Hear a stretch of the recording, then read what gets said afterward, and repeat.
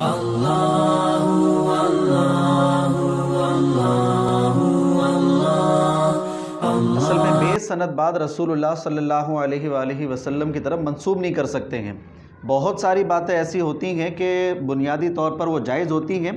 لیکن وہ ایسی روایات میں آ جاتی ہیں کہ جو منسوب نہیں کر سکتے ہم نبی علیہ الصلوۃ والسلام کی طرف، یعنی ضعیف روایت میں آ جاتی ہے۔ تو ضعیف روایت کا چونکہ حکم یہ ہوتا ہے کہ اس کی نسبت نبی علیہ الصلوۃ والسلام سے ثابت نہیں ہوتی ہے،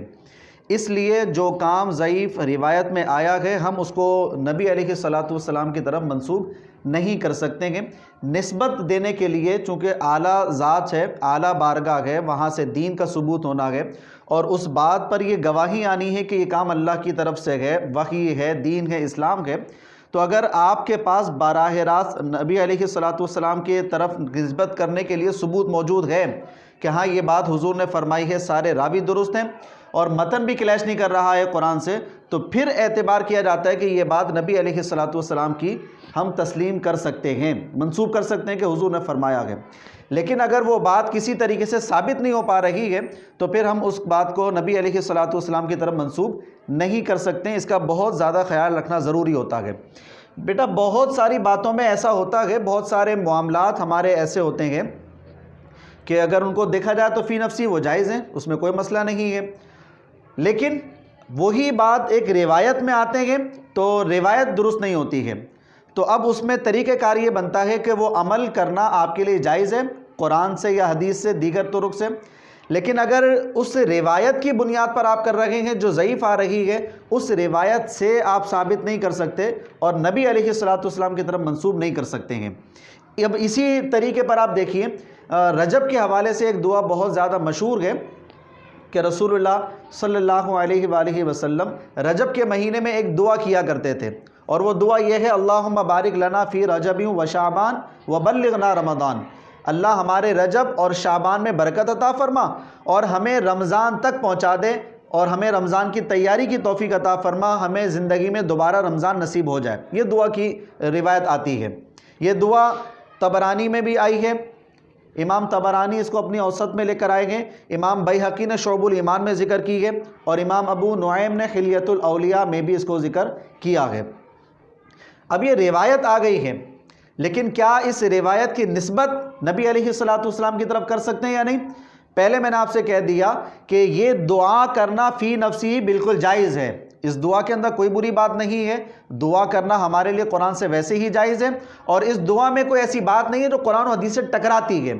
تو یہ دعا پڑھنا، یہ دعا کرنا، اس میں کوئی بری بات نہیں ہے۔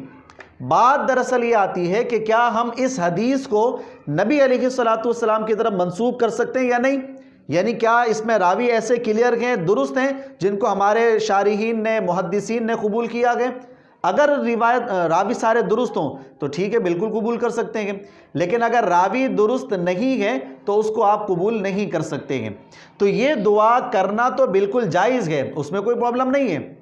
لیکن اس حدیث کو حدیث رسول کہنا یا یہ نسبت کر دینا کہ حضور دعا کیا کرتے تھے، یہ بات غلط ہو جائے گی، چونکہ یہ روایت نبی علیہ الصلوۃ والسلام سے ثابت نہیں ہے۔ اب اس میں دو راوی آ رہے ہیں، وہ میں نے لکھ دیا ہے آپ کے لیے۔ نمبر ایک زائدہ بن ابی الرقاد، یہ ایک راوی آ رہا ہے، اور نمبر دو زیاد النمیری، یہ راوی آ رہا ہے۔ یہ راوی حضرت انس رضی اللہ تعالیٰ عنہ سے روایت کرتا ہے، اور کثیر روایتیں بھی آئی ہیں اور یہ روایت بھی آئی ہے۔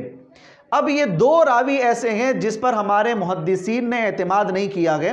اور ان کو انتہائی اعلیٰ درجے کا ضعیف قرار دیا ہے، اس لیے زیاد بن نمیری اور زائدہ بن ابی الرقاد، ان راویوں سے اگر کوئی روایت آتی ہے تو اس کو ہمارے محدثین، شارحین بالکل قبول نہیں کرتے ہیں۔ اب اس کے بارے میں، زائدہ بن ابی الرقاد کے بارے میں آپ دیکھ لیجئے، امام ابو حاتم ارشاد فرماتے ہیں: یحدث عن زیاد النمیری عن انس احادیث۔ یہ جو زائدہ بن ابی الرقاد ہے، یہ زیاد نمیری سے روایت کرتا ہے، اور زیاد بن نمیری انس سے روایت کرتے ہیں کئی احادیث،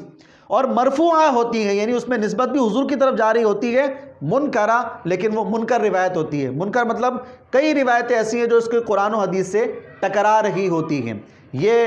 اب امام ابو حاتم ارشاد فرماتے ہیں، آگے فرمایا ولا ندری من او من زیاد، اور ایسی روایتیں ہوتی ہیں جو نہ ہم زائدہ بن ابی الرقات سے مل رہی ہوتی ہیں ہمیں وہ روایتیں، اور نہ زیاد نمیری سے وہ روایتیں مل رہی ہوتی ہیں، اس کے علاوہ ہمیں کہیں سے یہ روایتیں نہیں مل رہی ہوتی ہیں۔ یہ امام ابو حاتم ارشاد فرماتے ہیں۔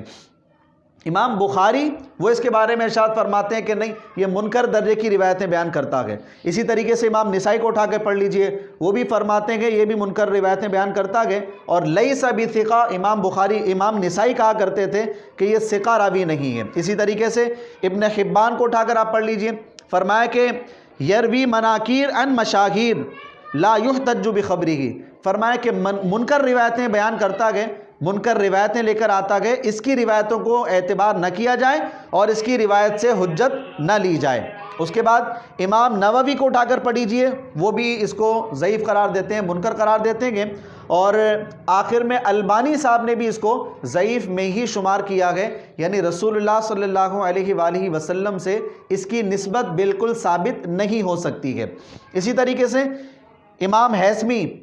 مجموع الزوائد میں ارشاد فرماتے ہیں، فرمایا کہ اس روایت میں وفیہ زائدہ بن ابی الرقاد،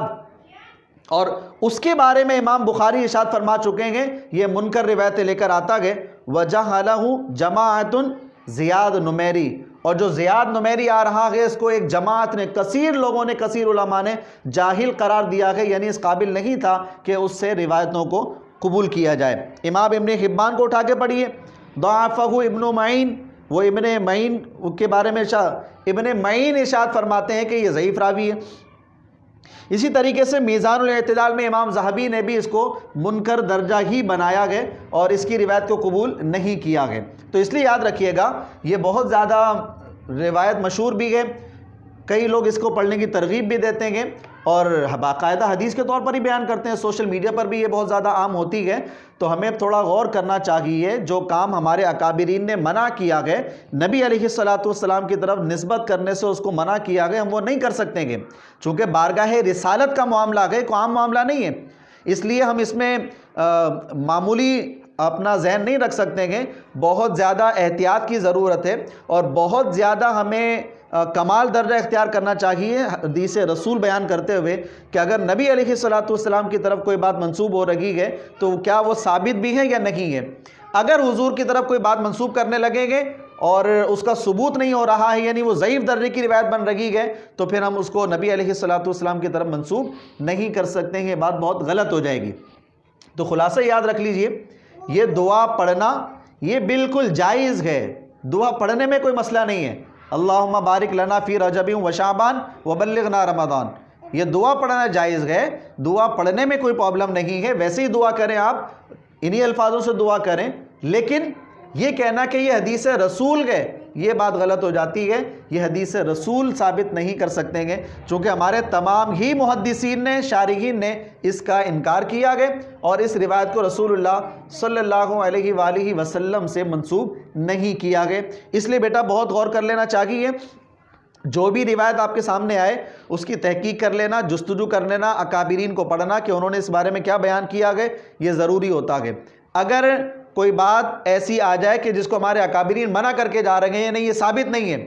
یعنی یہ روایت ضعیف ہے، تو پھر ہم اس کو نبی علیہ الصلوۃ والسلام کی طرف منسوب نہیں کر سکتے ہیں، یہ بہت زیادہ احتیاط کی ضرورت ہے۔ ویسے ہی یہ دعا کیجئے، اس میں کوئی حرج کی بات نہیں ہے۔